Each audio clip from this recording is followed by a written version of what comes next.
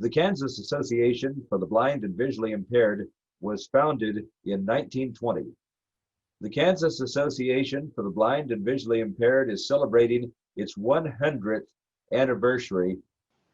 We have captured the life stories of some of our members, talking about the barriers they have had to face in terms both of discrimination and in employment situations. My name is Catherine Dawson. I was a vendor in the vending program for 42 years. I retired about 3 years ago, and my topic is going to be how technology, as it progressed, changed the way I did my job. When I first started out, I had a stand in Salina, Kansas in 1976. I was there for 6 months. I operated out of a cash drawer. I didn't have a cash register, and I only sold snacks and sandwiches and things that people had to heat up. Then they decided to close the building down where I was because the stand wasn't making money anymore, and they decided to go to all vending machines. So I moved to Topeka in July of 1976. I started at the post office in Topeka, and there I had a stand similar to what I had in Salina. I worked from a cash drawer. I did my own stocking, my own ordering, and I basically sold a lot of snacks and things. I had canned soup and more sandwiches and things than I had at the other stand. So I gradually had gotten a little bigger and better.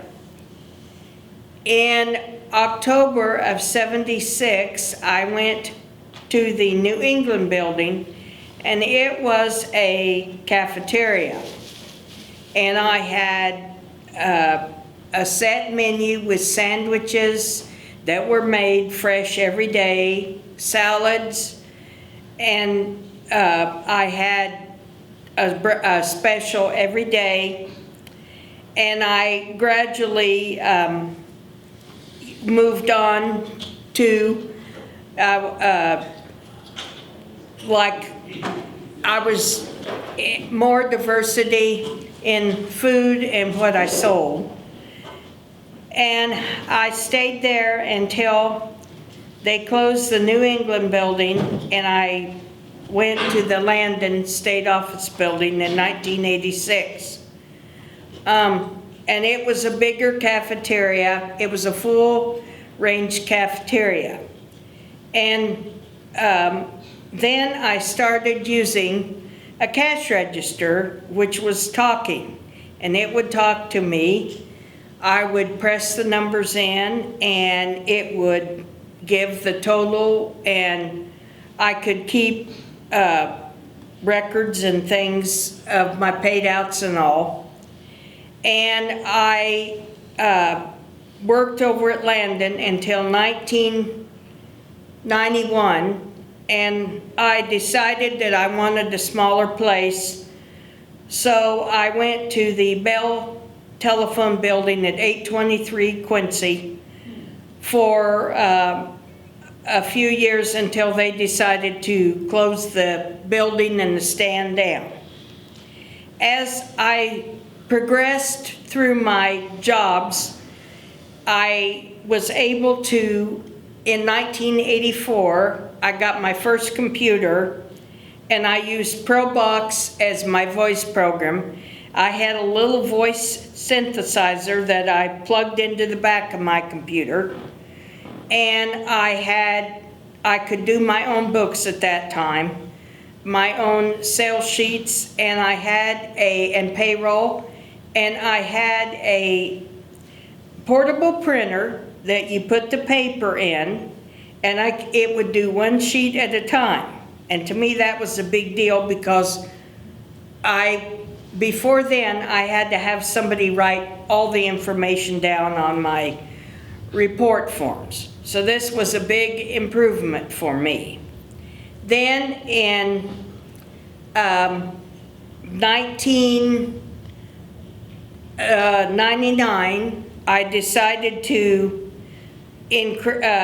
change computers, and I went to JAWS, and I was able to do more things on my computer, and I was able to get on the internet. My greatest enjoyment was, I'm a big sports fan, and my greatest enjoyment was I was finally going to get to listen to my Louisville Cardinals. And Joe Perez worked with me, and his wife Carolyn at the time. And Joe, sad to say, is no longer with us. He passed away.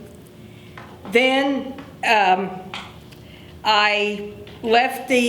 I left Bell Telephone because it closed, I ran a vending machine stand out at the Forbes Hospital, Health and Environment, and I went to docking in 1997, and my parents passed away in 99 and 2000, and I was there at docking when they passed away. But anyway, I was the happiest there that in my vending stand career that I'd ever been.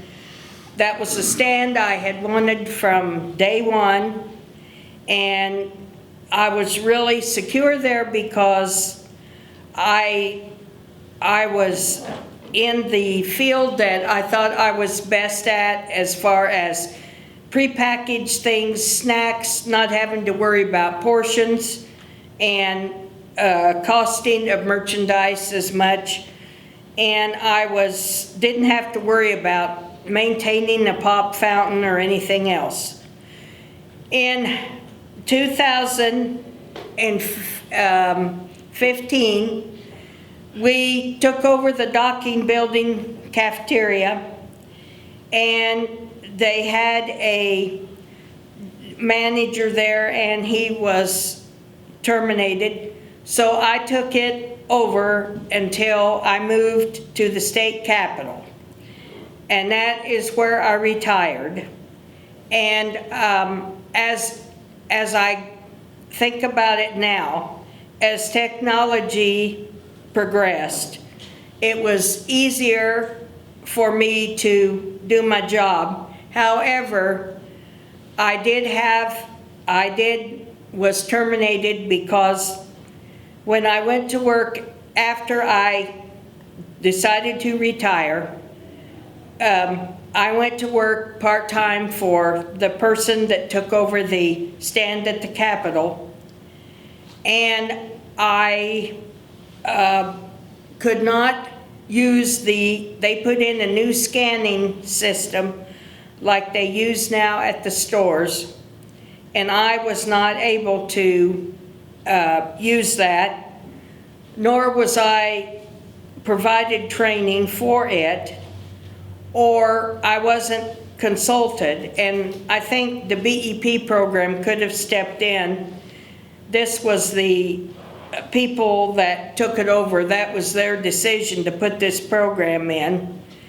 And I don't think I was really given a fair chance, but I had fought a discrimination complaint, which I lost, and I just decided that it was just not worth fighting for again, and I retired. And I was in the vending program for 42 years. It is the only program still left, as far as the state of Kansas goes, that's for blind people. And it is changing because instead of we only have 1 or 2 cafeterias left, and the rest of them are mainly micro markets. that's how the technology and things have changed. And this is now what they're putting in. And that's my story. Thank you. Yep. Learn more about KABVI at kabvi.com.